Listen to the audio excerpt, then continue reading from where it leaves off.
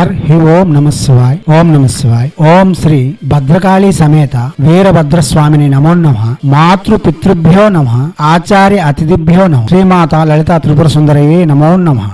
శివశక్తి స్వరూపులారా, ఇప్పుడు చతుషష్ఠి యోగినిలలో 44వ యోగిని ధూమావతి కుండలిని యోగిని. ఈమె స్వయం శక్తి కాగా ఆదిమ శక్తిని ప్రేరేపిస్తుంది. కుండలిని శక్తిని ప్రేరేపిస్తూ మనలో జ్ఞానమును సచ్చక్ర చలనమును కలిగిస్తూ ఆది అధ్యాంతరహితుడైన పరమాత్మ యొక్క మిళిత శక్తిని మనకు ప్రోత్సహిస్తుంది. ఈమె ఉపాసన చేయడం వలన మనం సకల యోగములను సిద్ధింపజేసుకునే యోగ్యత మనకు లభిస్తుంది. కాగా అత్యంత శక్తివంతముగా మారేందుకు ప్రాణాయామ శక్తిలో సుషుమ్న నాడి యందు ప్రేరేపింపజేయడానికి ఈ మంత్రము చాలా వరకు ఉపకరిస్తుంది. ఈ మంత్ర సాధన చేసేవారు కుండలిని విధానమును అతి సునాయాసంగా గ్రహించి అతి వేగంగా సుస్పష్టమైన ఫలితములు పొందగలరు. ఇప్పుడు ప్రసంగాన్ని అవగాహన పెంచుకోండి, లేదా గురువులను ప్రత్యక్షంగా కలిసి వివరములను పూర్తిగా నేర్చుకోండి. ఇప్పుడు శ్రీ ధూమావతి కుండలిని ఆదిమ శక్తి యొక్క మంత్రము ఓం ఐం హ్రీం శ్రీం శ్రీం ధూమావతి కుండలిని స్వాహ. మంత్రం మరోసారి ఓం ఐం హ్రీం శ్రీం శ్రీం ధూమావతి కుండలిని స్వాహ. మంత్రం మరోసారి ఓం ఐం హ్రీం శ్రీం శ్రీం ధూమావతి కుండలిని స్వాహ. దివ్యాత్మ స్వరూపులారా, ఏ యోగిని ఉపాసన చేసినా వాచక జపమే చేయాలి. మానసిక ఉపాంశ జపం పనికిరాదు. ఎర్రని వస్త్రములు, తులసింజ మరసంజ, కులదేవతారాధన ఇష్టదేవతారాధన పూర్తి చేసుకుని తులసింజ మరసంజ కేవలం ఒక 108 చొప్పున జపం చేస్తూ రాత్రి 9 గంటల నుండి 1 గంటలోగా జపం చేయవలసి ఉంటుంది. సుష్ణాతులై ఉంటూ శుచి శుభ్రతలు పాటిస్తూ మద్యపానం మాంసభక్షణ పరస్త్రీ వ్యామోహం పూర్తిగా నిషేధించి జపం చేయవలసి ఉంటుంది. మనం ఇప్పుడు చెప్పుకునేవి చతుషష్ఠి యోగినులు కాబట్టి వీటి విధానాలన్నీ ఒకేలాగా ఉంటాయి. 16 రోజులు రోజుకి 16 మాలలు జపం చేసినా లేదా 22 రోజుల్లోగా 1,00,000 జపం పూర్తి చేసిన యోగిని యొక్క అనుగ్రహముతో సకలము పొందవచ్చు. మనం ముందు చెప్పేవి పొందవచ్చు.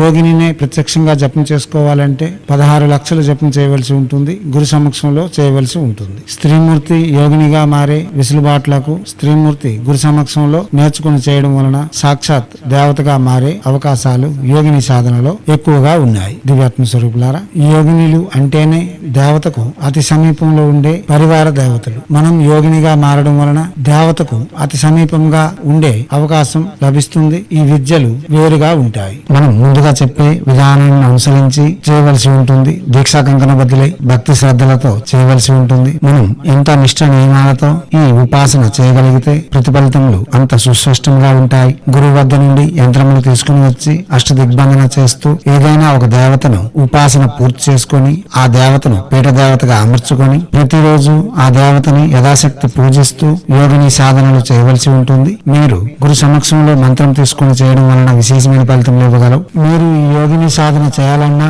లేక యక్షిని సాధన చేయాలన్నా కవచములు, అష్ట దిగ్బంధన యంత్రములు, ఆకర్షణ తిలకముల కొరకు మేము డిస్ప్లేలో చూపిస్తున్న నెంబర్లను సంప్రదించగలరు. ఆపదల నుండి లేక తక్షణ ఫలితం పొంది ఉపశమనం పొందేందుకు మంత్రంలో ప్రత్యక్షంగా కూడా జపం చేసుకోవచ్చు. దివ్యాత్మ స్వరూపులారా, అవగాహన పెంచుకునేందుకు ప్రసంగాన్ని విని అవగాహన పెంచుకొని జపములకు ఉపక్రమించండి. చేయండి. చేసి తగు ఫలితములను పొంది యోగుల యొక్క అనుగ్రహంతో సకల విధములైన శ్రేయస్సులు, ఆనందకరమైన జీవితము మరియు సాధన యందు ప్రేరేపణ పొందుతూ మనం ముందుకు సాగగలం. కాగా యోగిని విద్య అన్నది ప్రత్యేకించి ఉంటుంది. అది గురు సమక్షంలో స్త్రీలు చేయవలసిన విద్య. స్త్రీలు ప్రత్యక్షంగా యోగినిగా మారే ప్రక్రియలు వేరుగా ఉంటాయి. ఇప్పుడు మనం చెప్పేవన్నీ యోగినీల యొక్క అనుగ్రహం పొందేందుకు చెప్పబడుతున్నాయి. ఇవన్నీ చేసి మనం మన సాధనలో ముందుకు పోతూ మన మనస్కామ్యములను నెరవేర్చుకుంటూ ఆనందకరమైన జీవితం గడపాలని హైందవ సనాతన ధర్మ ఋషులు మనకు అందించిన విద్యలు వినియోగించుకోవడంలోను భారతీయ సంస్కృతి సాంప్రదాయాలు కాపాడడంలో ముందంజలో ఉంటూ మన ఆచారాలలో వస్తున్న మర్మ రహస్యాలను విజ్ఞానమును ప్రపంచానికి వెలుగెత్తి చాటేందుకు మీ వంతుగా కృషి చేయాలని కోరుతూ ఎప్పుడూ మీ సేవలో రత్నశ్రీ హిందూ సేవా సమాజ్ ఆచార్య భీమసింగ్ రవికుమార్ ఆఫ్ నిఖిలానంద సాగర్ మహారాజ్.